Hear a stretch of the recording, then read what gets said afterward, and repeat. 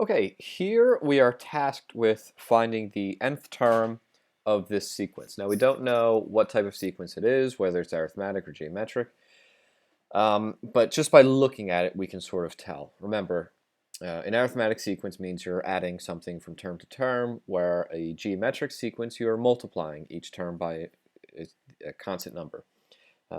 So for example, the sequence 1, 2, 4, 8, you are multiplying each term by 2 to get the following term. Here, I can already see this is not geometric because this is a negative number to a positive number, and it stays positive. If this were a geometric sequence, and I start with a negative number and go positive, then the signs would switch, but they don't. So that means I'm adding something. So let's figure out what I'm adding to this arithmetic sequence. So here, minus 6 to get 17, or to get 7, that's 13. Here, from 7 to 24, this is going to be 17. So already, this is not constant. If this were the same change every time, think about a straight line.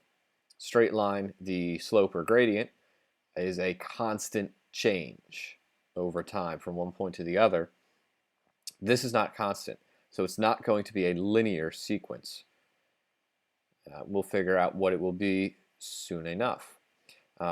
Here, this is going to be 21. This is going to be 25. And finally, 29. Some of you may actually be able to see right now what this difference is, but let's keep going. So to figure out which type of sequence again this is going to be, I have to now find the differences of these differences. So to get to 13 to 17, I add 4. 17 to 21, I add 4. 21 to 25, I add 4. So all along I'm adding 4. So because I have these second differences,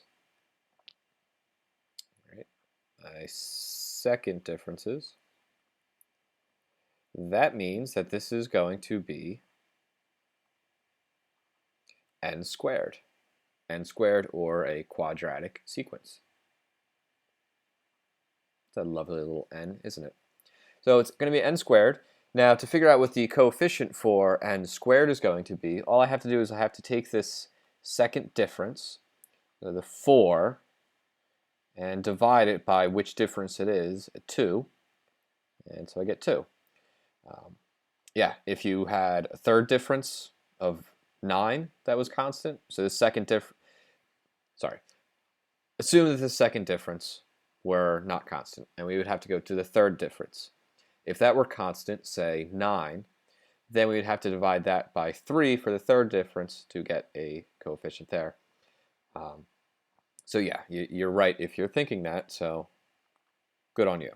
So we have 2n squared, but now we need to figure out the rest of this. And so this is where it sort of gets a little bit tricky, but not impossible, because we should know that all quadratics have this form, ax squared plus bx plus c, and that equals some y value. Whenever you put into your calculator to graph, or graph by hand, some sort of quadratic, it looks like this, where a, b, and c are your constants. A obviously being a non-zero constant, and the degree of this polynomial is 2. So what we can do is we can create a system of equations and solve. So let's look at the cases n equals 1 and n equals 2. We already have that a is equal to 2. We need to figure out what b and c are equal to, because if this is a quadratic sequence, it's going to follow this quadratic form, this standard form for a quadratic. So when n is equal to 1, then my y value is equal to minus 6. A, again, is going to be equal to 2. My x value, or in this case n value squared, plus some coefficient b times that coefficient, plus c. And again, this equals minus 6. If n is equal to 1, I replace my n value, or as I wrote it, x, as 1. Now I have n is equal to 2.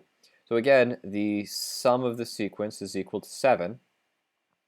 So I can replace those values with what n is equal to. Notice I replace my n with brackets here, or parentheses, to replace and substitute in which term it is. This standard form of quadratic has x's. It's a variable. Here, the variable is n. Tomatoes, it's the same exact thing. So I'm going to replace my variable, in this case the term, with the 2, and now I can solve these two to sort of simplify and make a simpler system. So here I get minus 6 is equal to 2 plus b plus c. So here if I subtract the 2 from both sides, I get minus 8 is equal to b plus c. Here I get 7 is equal to 8 plus 2b plus c. Oops, that should be an equal sign. Because this 8 is constant, I can subtract it from both sides. So I get a minus 1 is equal to 2b plus c. Now I have these two equations with two variables. If you had one equation with two variables, you're stuck. You're in trouble. However, if we have two, we can combine them. So I'm going to write these as 2b plus c is equal to the minus 1. All I did was switch the minus 1 to the other side. And this equation, b plus c, is equal to minus 8. What can I do with these? Well, if I subtract them from each other, 2b minus b is equal to b. C minus c is 0. I'm subtracting something from itself. Minus 1 minus 8. Remember, if I subtract a negative, it's really plus. I have minus 1 plus 8, which is 7. So b is equal to 7. Now that I know what b is equal to, I can easily solve for c by plugging this into any of these original equations I have. I'm actually going to use the second one, or this one that I have listed there. So if I know that b plus c is equal to minus 8, and I know that b is equal to 7, I can subtract the 7 from both sides, so I get c is equal to minus 15. Now I have all of my terms. So I know that my equation, or my sequence, will be 2n squared plus bn, so plus 7n, plus c, plus the minus 15. That's really tiny in there, so I'm actually going to write it here. 2n squared plus 7n minus 15.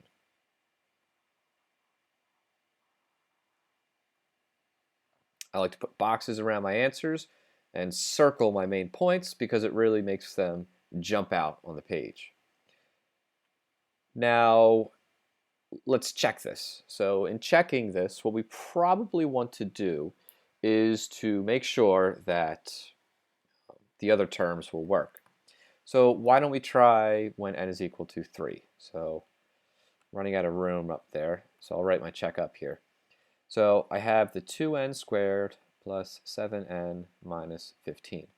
When n is equal to 3, I replace all my n's with 3's, and I'm going to be left with 24.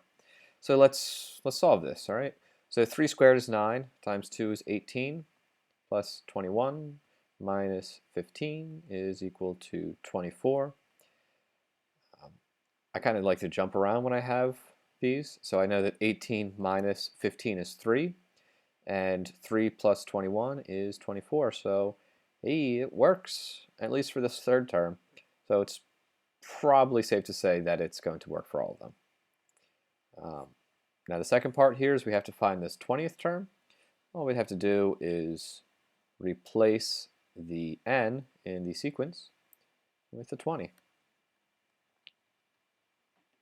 So I have 20 squared, which is going to be 400 times 2, which is 800, plus 20 times 7, 140, minus 15. So this is going to give me 940 minus 15, or 925.